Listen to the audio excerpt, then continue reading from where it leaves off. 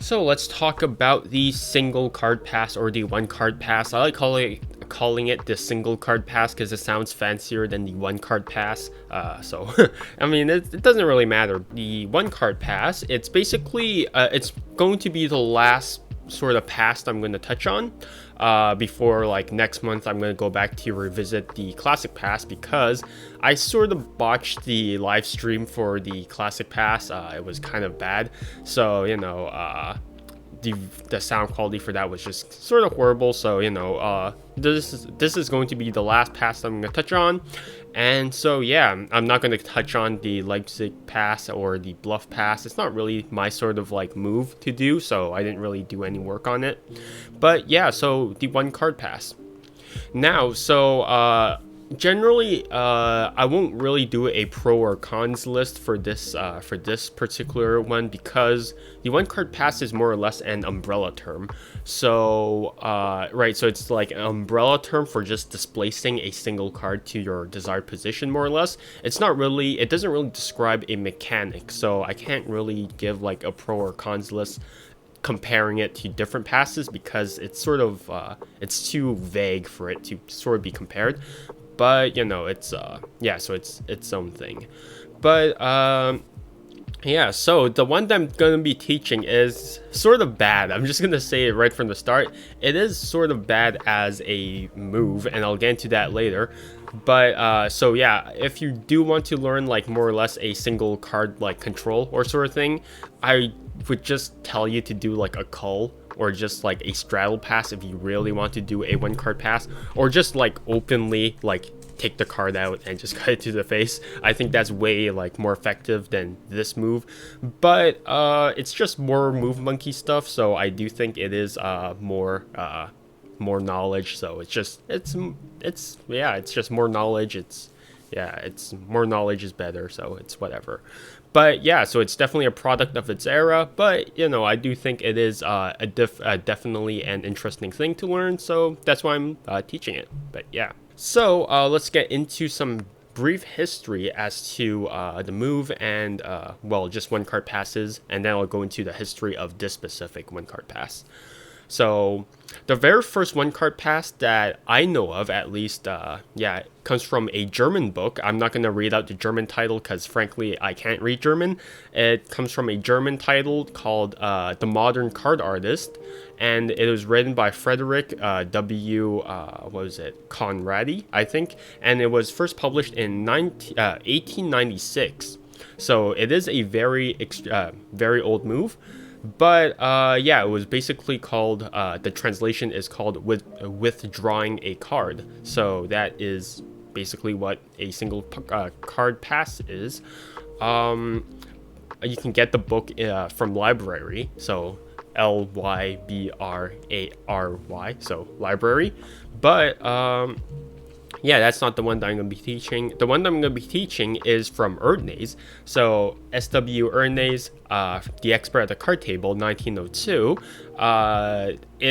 I'm referring to it as a one card pass because the official title for this move is called Ordinary Methods of Stalking, Locating, and Securing. So it is a very long title, so I'm just gonna call it a one card pass because that's shorter and that is technically what it is. So one card pass. So I do want to say that don't do this move in for gambling stuff or whatever. Considering the history behind it, it's from expert at the card table, so naturally it's a gambling move. But don't do it in games. This is for entertainment purposes only. And you might be wondering why I'm saying this. It's because I remember Jeremy Griffith, he taught like a mucking move, a muck at the 52 cards channel, and a kid was like, "Yeah, I'm gonna use this move and get so much money." I'm like, "Don't do that!" But yeah, so don't do that because you're gonna get yourself beat up. And also, again, this is a product of its era. This is from 1902. This was from like 121 years ago. So why would you try to do that after a century has passed? It's a move that doesn't really fit our current time anyways. So nowadays, for casino games, especially for gambling games, everything is regulated. So unlike the time where everything was privated, so everything was like a private game and everyone was really like slacking off or whatever, right? Everyone did their own thing. Casino games are like observed. So if you get like spotted cheating, well, you're probably gonna get kicked out and banned for life.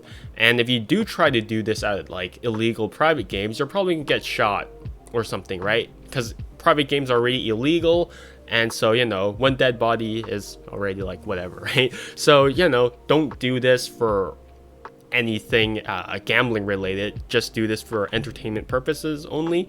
But yeah, it's not even a good move anyways for this era, so, you know, it's I don't see why anyone would do this anyways. So the entire move revolves around the fact that you're trying to basically fidget around with the deck. That's basically what the move is supposed to look like and what it's supposed to feel like. Again, I do much prefer the cull over this move in case that you're, you know, doing a fidget move, so doing a move while you're playing around with the deck. But, you know, it's another alternative. But it is meant to be done before you're shuffling it, so you're meant to like stack all the cards and then you're doing your shuffle work to, you know, do whatever the move to, you know, keep the card on top or whatever. And then yeah, it controls the card to the top of the deck, but, you know, I'm gonna touch on that a bit later. So yeah, so you're gonna have the deck face up in your left hand in a dealer's grip like so, and then you're going to grip the deck in a biddle grip. So you're going to have the deck in a dealer's grip and a biddle grip at the same time. So here I'm approaching it in a biddle grip with my right hand. So here you can if you don't know what a biddle grip is, again, I'll just go over it. So here your middle finger, ring finger, and pinky finger are contacting the front short edge of the deck like so. Your thumb is contacting the back short edge of the deck, and your index is just curled on the bottom like so, well, on top, I guess. And here you're going to do a slight grip change from your normal dealer's grip to a modified dealer's grip, where you're basically just propped up against the deck like so. So your pinky, ring, and middle finger are against the right long edge of the deck like so. Your thumb is on the left long edge of the deck, and your index is again curled. So again, both of your indexes are just sort of curled on top of the deck. Next, you're going to basically move or slide your left thumb, up to the right, to the upper left corner of the deck like so. And also, you're basically just tilting the entire deck lengthwise like so, so that's perpendicular with the ground like so. So here you're going to do basically a very primitive form of peeking. So you're basically going to apply pressure with your thumb, and you're also going to apply a bit of counter pressure with your index, which then causes the deck to riffle. And when you spot the card that you want, you're going to stop riffling. So for example, if I'm looking for the ace of spades and I'm riffling through the deck, I mean, I just passed it, but yeah, because I'm looking at it through like my camera, so that's a bit harder. But if I'm riffling through the deck, and also it should be a bit faster, so if I'm riffling through the deck and I spot my ace over here, so this is basically what I'm doing. I spot the card that I want, and you can notice that I have this very this little V formation over here. I'm exaggerating it, but in reality it should be more or less this. So again, I'm just doing this just for demonstration purposes. So you should have this sort of deal. And the very next thing that you're going to do is that now you notice that the top packet is in your right hand, and whatever that is in your left hand, well, including the card that you want to pass, is in your left hand, right?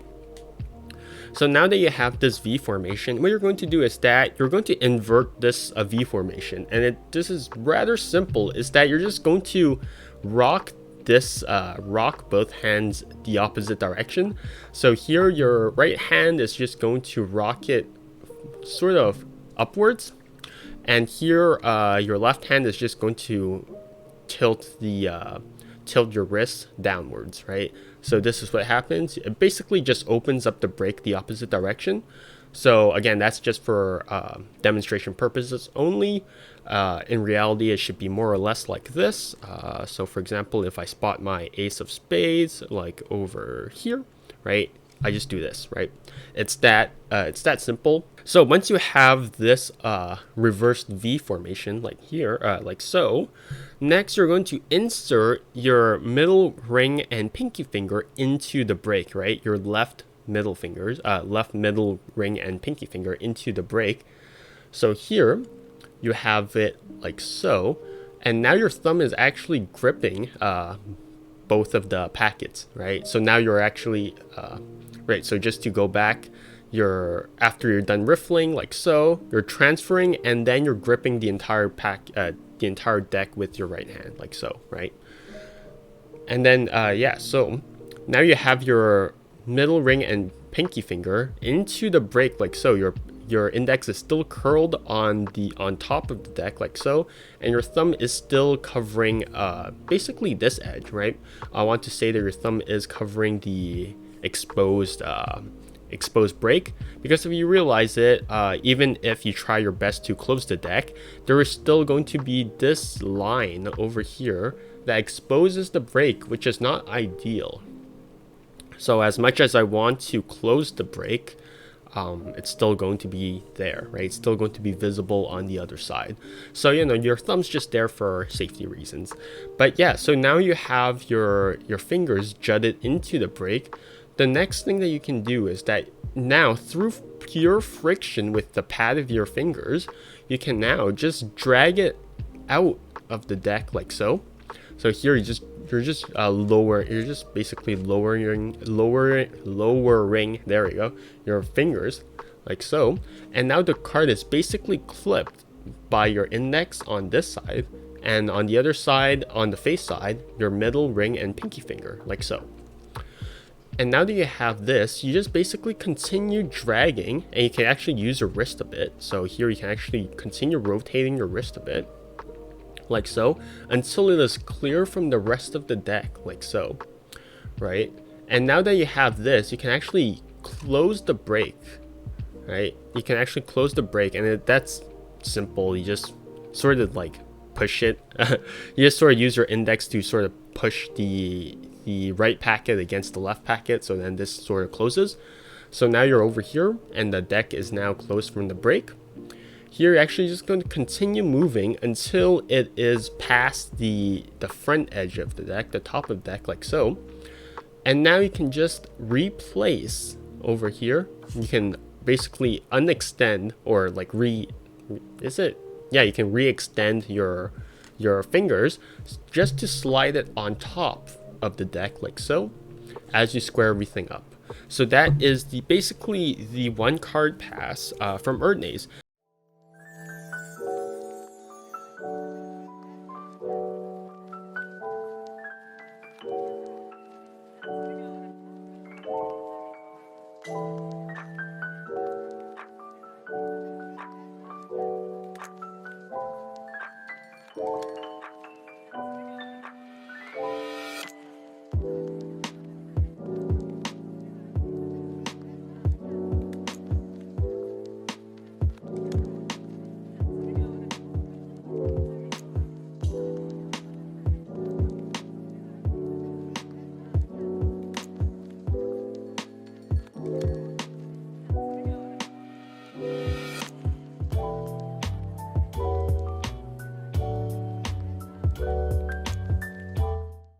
Now that we've gone over this particular handling of the move, I do want to say that there is a way for you to control the deck, control the card to the bottom of the deck. So interestingly enough, it's actually not described in the book. So it is the same method as the original, but you do need a few grip changes. Alright, so I'll just cut the ace back to the center, like so. So here I'm going to look for my ace again. Again, through fidgeting, I passed it again. So, you know, I have it here. You know, I steal the move, Now, the thing that's going to be different is that rather than curling it onto the top of the deck, I'm actually rotating my wrist counterclockwise. So now the card can start rotating to the underneath of the deck, right? But if you're having difficulties with this particular handling or this particular move, is that there might be a problem with how you're holding the deck in your left hand. So in the event where your card sort of gets stuck against all the other fingers, it might be because you're not letting there might not be enough space between the palm of your hand and the rest of the deck. So in this case, you want to move your index, your middle finger and your thumb up to the top of the corners of the deck, like so. So the reason why you want to move this, move your fingers to these corners is because that creates the most amount of space between the palm of your hand and your thumb and the deck. I mean, so if you realize, if I do it from over here, that's not a lot of space, right? I mean, chances are my other fingers could get in the way. But if I actually move it to the top over here, look at how much space this gives me, right? Versus like this, right? I mean, technically it looks the same, but again, this gives me more space. But another thing is that if you're not careful and you're just still pushing against the deck like so, there might be a chance where this card actually sort of kicks against your index like so, right? And that is not ideal. So what you can do is that right after you're done pushing against the deck to close the break, you can actually curl in your index like so, just to give space for the card to slide in, and now your index can come back and yeah, just reapply pressure on the rest of the deck. So that is the one card pass against to the bottom of the deck. So same handling with just a slight few minor tweaks and tips on how to do it.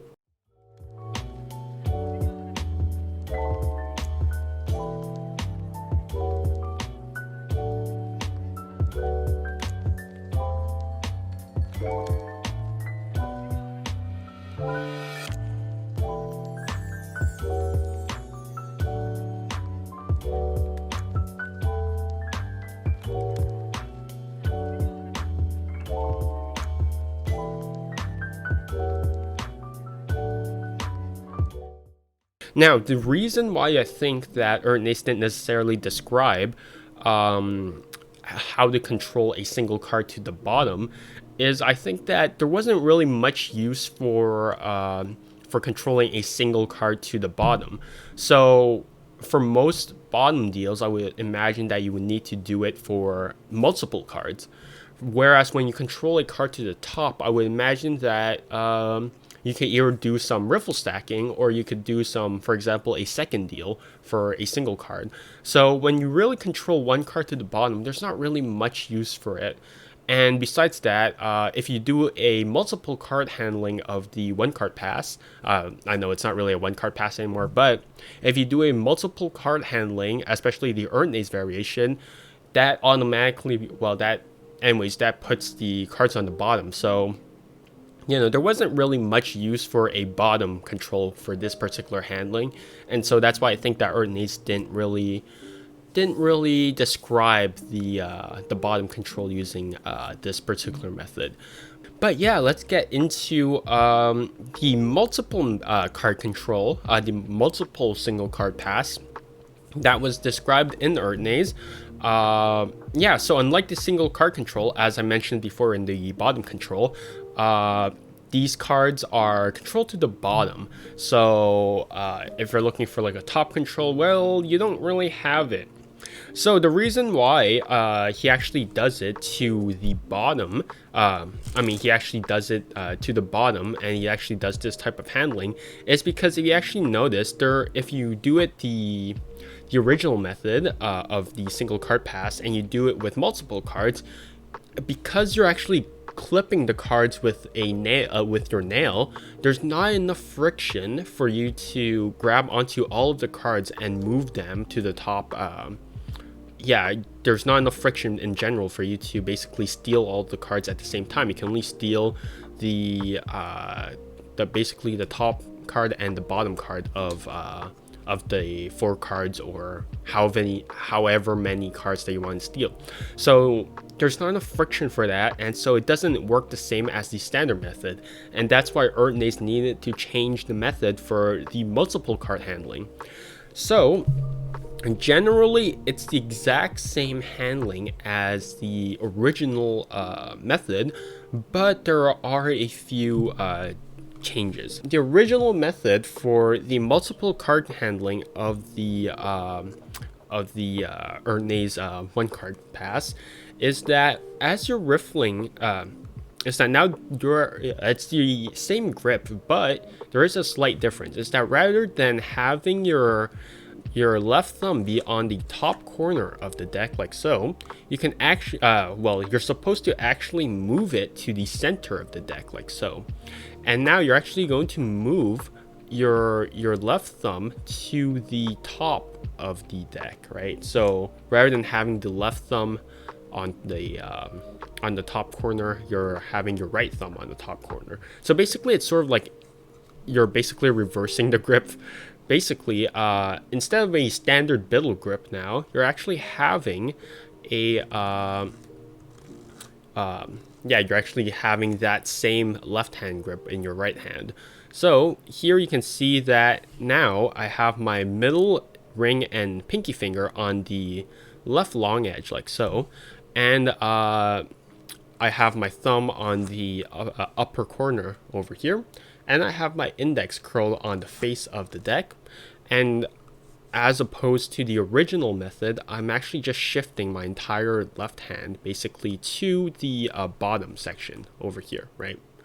So here basically my right hand is going to grip the upper portion of the deck, and my left hand is going to grip the bottom portion of the deck, but you know, I'm shifting my thumb so then it's contacting the middle of the deck, right? Now how I can do multiple cards is that here I'm actually riffling at the center of the deck.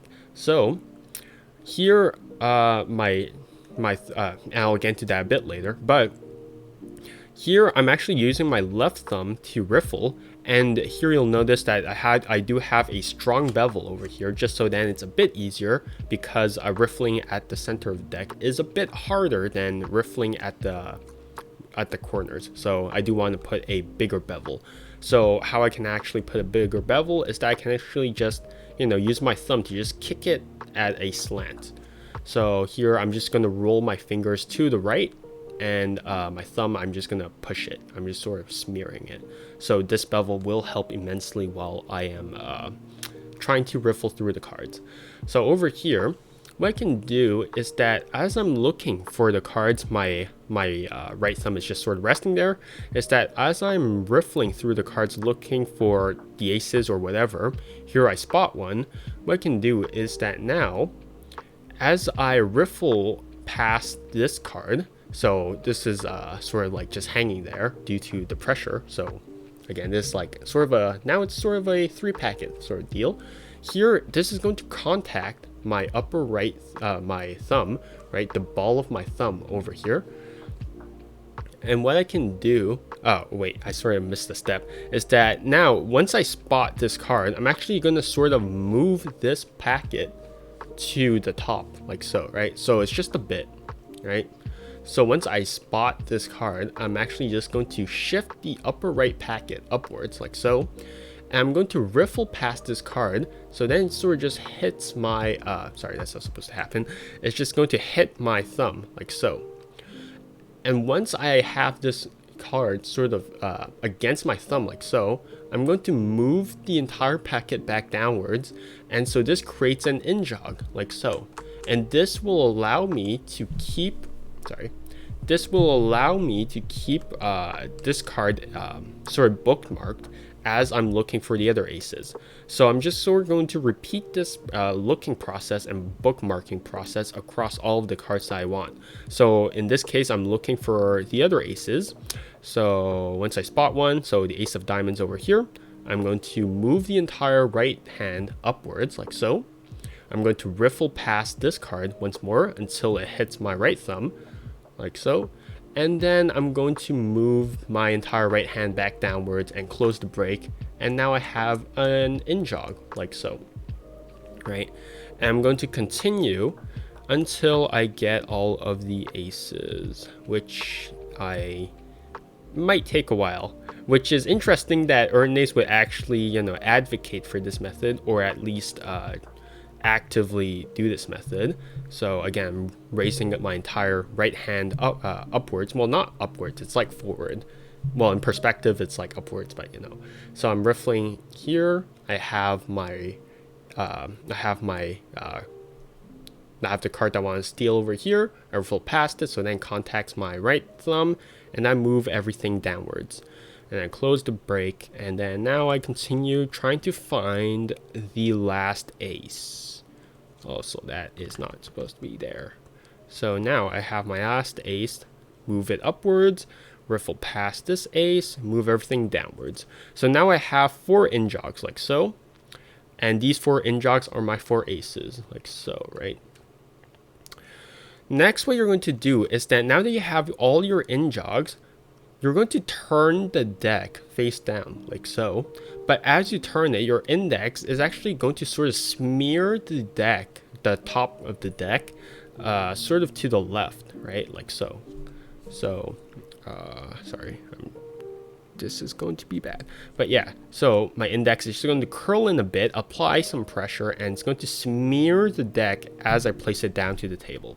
So this smear actually acts as a sort of cover that hides the in jog. So if I actually remove this cover, you can actually see the in jog cards, which isn't ideal. So again, I want to smear the top of the deck, so then it hides all these in jog cards. Now, the very next thing that Erdnase actually does is that he goes over to do a series of strip cuts. So if you don't know what a strip cut is, I'll do it with another deck just so then I don't mess up my in jogs. So just so then you know what a strip cut is that I'm actually gripping the deck in between of my two hands. So I have the deck sort of squared up with my ring fingers. So this is against the deck, like so. Next, my middle and thumb are going to basically from each hand are going to grip a portion of the deck.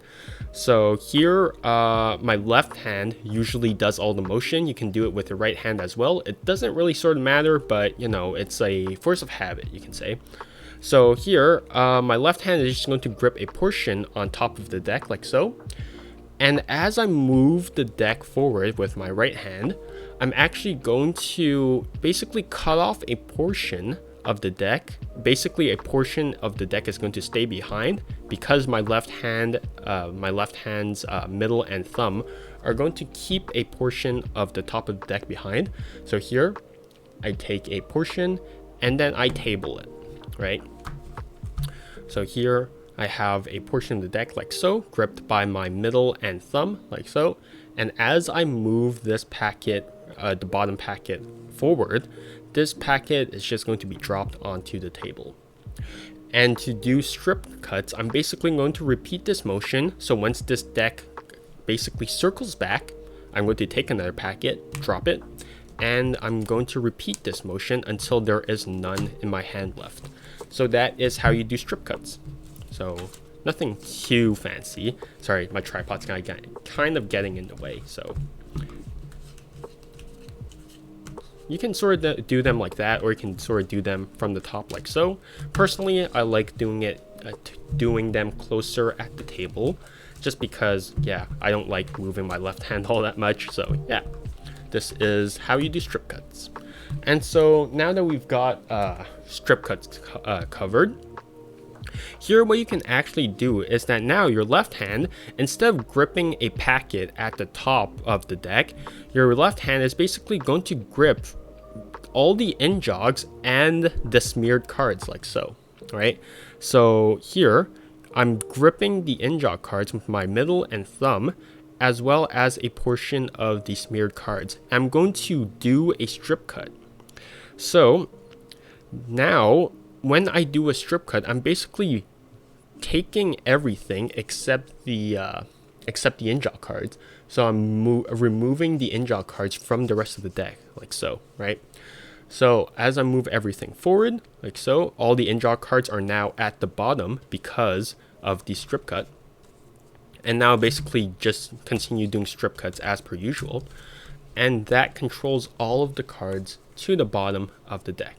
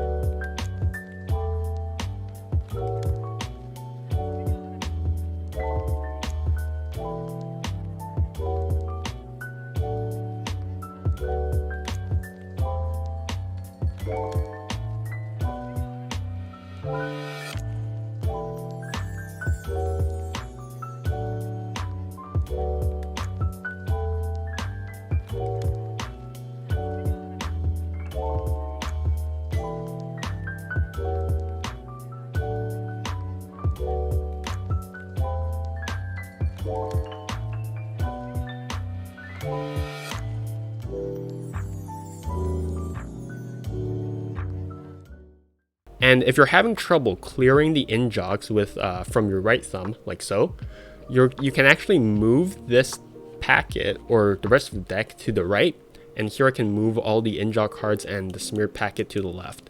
So over here, if I'm having trouble, I can just, move it past my thumb, like so, right? Table everything, and I can continue my strip cuts like so. And that places everything to the bottom of the deck like so. And that is how Erdnase originally did his one card pass as a multiple card pass, I guess. I know it's kind of contradictory, but that's that.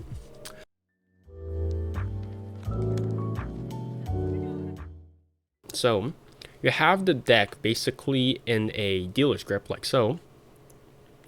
And what you can do is that now you're holding the deck with your thumb, and basically the only fingers that really matter are your middle and thumb. And so they're applying pressure like so, right? This is basically only the fingers that matter. And you have a card outjogged that you're going to apparently lose into the deck. The very next thing you're going to do is that now you're going to approach the deck, right, with your left hand, and you're going to stretch out your middle finger to contact the upper left corner of the card over here, right, at the index corner, like so. And now the very next thing that you're going to do is that you're just going to push the card in. But because you're stretched diagonally, right, against the deck, right, now when you push this card in, look at what happens, right? This card, when it gets pushed in, goes in diagonally, and this can give you a lot of opportunities, right? So if you're doing a single card, what you can do is that now that you have this, you can move the deck up to your billow grip position for a single card. You can move it upwards, and as you move it upwards, your pinky is going to kick the upper right corner into a side jog, like so, right? And now that you have the card side jog, now you can do the single card pass as taught originally, and then you can control the card to the top of the deck, like so, right?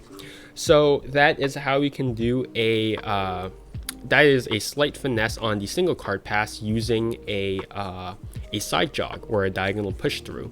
So again, this is only fit for magicians in this era.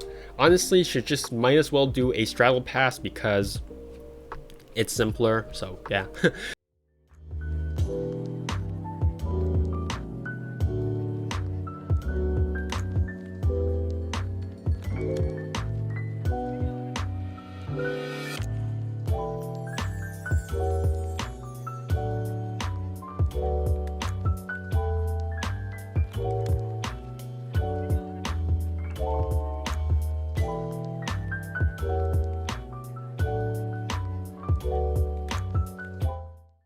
But if you really want to do a multiple card control, you can obviously do an in-jog, and it works the exact same way as basically the same as the single card, but instead of doing a side jog, you're doing an in-jog. So to do the diagonal push through, you're going to do the exact same thing, but you might want to apply a bit more pressure with your thumb and middle finger, because if you don't, chances are the cards might flash on this side. So you want to apply as much pressure as possible with your thumb and middle finger. So now that you have this, what you can do is that you can actually drag your thumb alongside the long edge of the deck, like so. And what this gives you, does to the cards is that because your thumb is fleshy, they're actually constantly contacting this long edge of this corner of the cards. And because you're dragging it, what happens is that now they're actually, moving downwards, like so, right? And now what this gives you the opportunity to do is that now you can use your pinky over here to kick the cards into an in-jog. This is exaggerated, but that is a thing. So now that you have the cards in an in-jog, so over here, sorry, I should have done it the opposite direction, but yeah. So I'm going to go over it once more, over here. So now that I have all the cards now that I do the diagonal push through, I can drag my thumb alongside the long edge of the deck, like so, kick everything into an in-jog with my left hand, and as I put the deck face down onto the table, again, I just curl in my index, like so, and I smear everything backwards, like so, right? So this hides the in-jogs to some degree. Obviously, you're looking at an over the shoulder view, so some things will flash. Now I can just do the exact same thing as the original Erdnase method, where I just grip everything from the back with my thumb and everything from the front with my middle finger, and now I can just do my strip cuts. And now that I'm done doing my strip cuts, everything should be controlled to the bottom.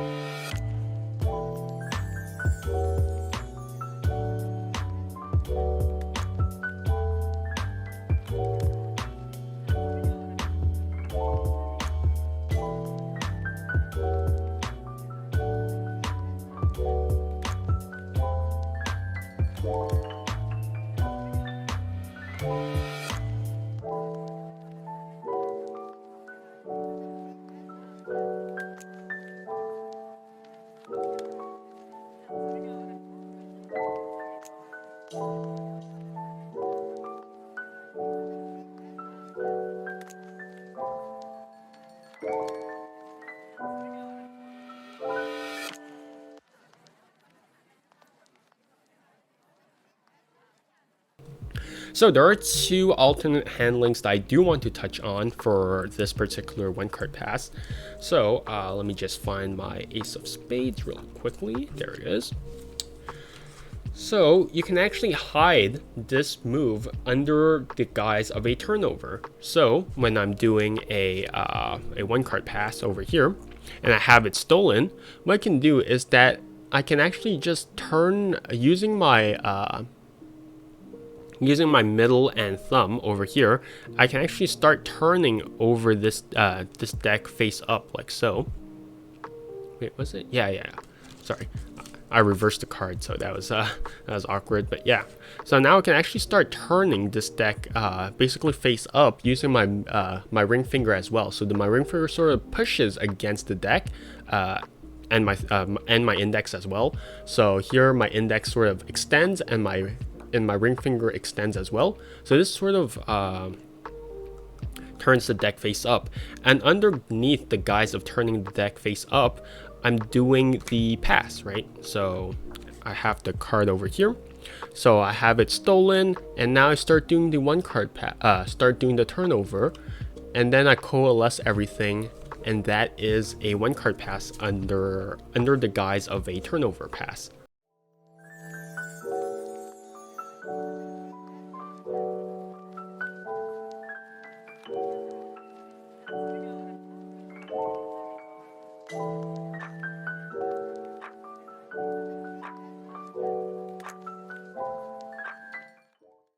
Now for a Cloyes palm, for the next handling, a Cloyes palm, it's basically, I touched on the Cloyes palm in the free turn pass tutorial, so you can go look at that.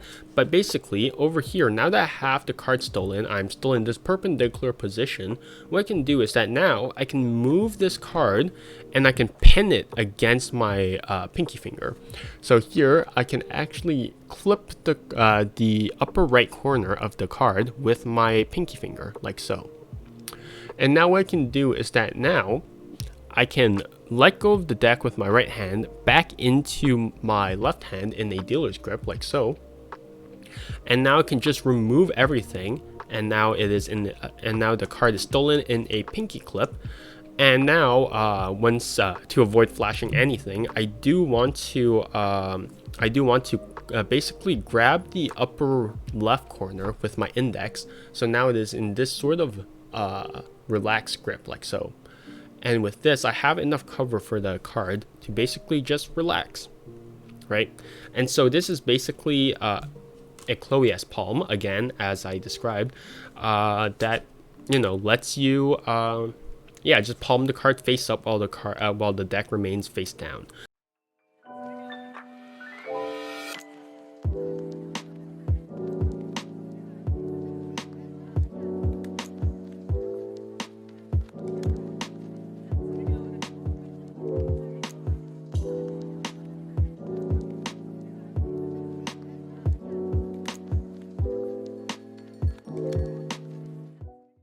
But now I would like to go over the some applications. So obviously you can use it as a control. The other thing they can do is that you can actually do it as a color change. I'm not sure why, but you know, that is a thing that you can do. So actually, you know, let me do it like this. So over here, I just do the one card pass, and here I just wave my hand over, and here I can have a color change. The very next thing that I can do is that I can have it as a vanish, as per usual. Right, so here I have the card face up over here, and then it disappears, right, because, you know, I did a one card pass. So that is another idea that you can do. When you could do things as a vanish, you can obviously do it as a what was it, as a production too, right? So I mean, you could have a card inserted this side, and then you could just do it as like a production if you want. I mean, I don't know why you would do it as a production, but there's way better productions out there. But you know, I'm just tossing random things out there. But now you can obviously do it as a palm, as I described before. You can do it as a Cloyes palm, like so, right? Nothing too difficult. But you can obviously do it as a reverse as well. So this is a Ken Krenzel idea, which he describes as a mechanical reverse. This is not the same, but it does work the same as a mechanical reverse. So here you have the card clipped, and here as you turn the deck over in a face down position, so here you can just use your pinky to just basically curl in the deck so then it goes face down. Here it's basically just going to land on top of the face up card, and then, you know, I can just set the card down, set the deck down, and then yeah, have a card reversed on the bottom.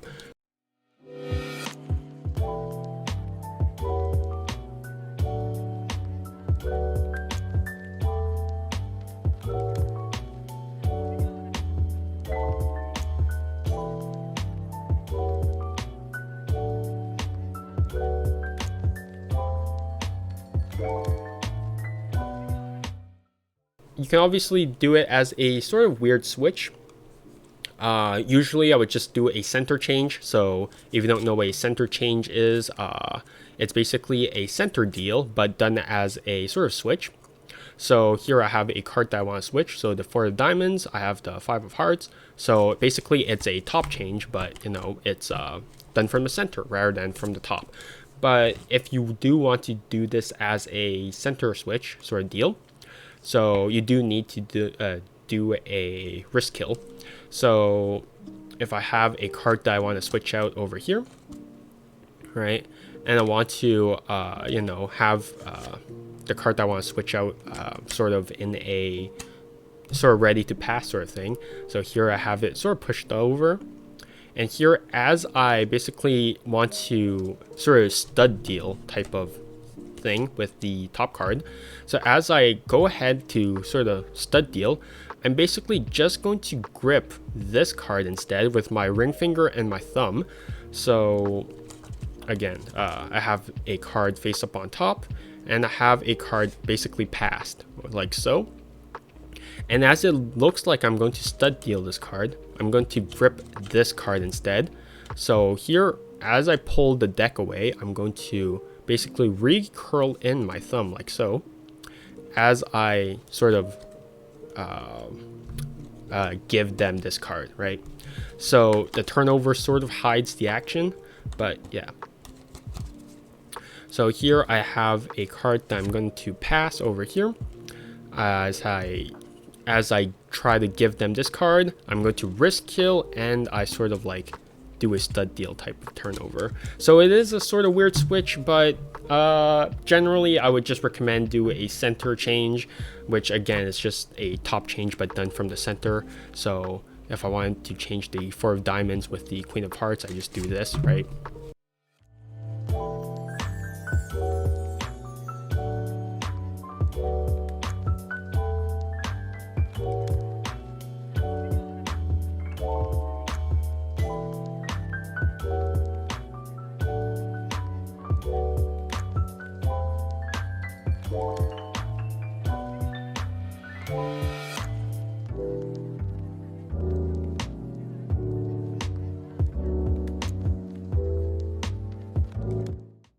Basically, if you want to learn more about this sort of pass, or you want to learn the original handling, which I might have butchered, but you know, that's what it is.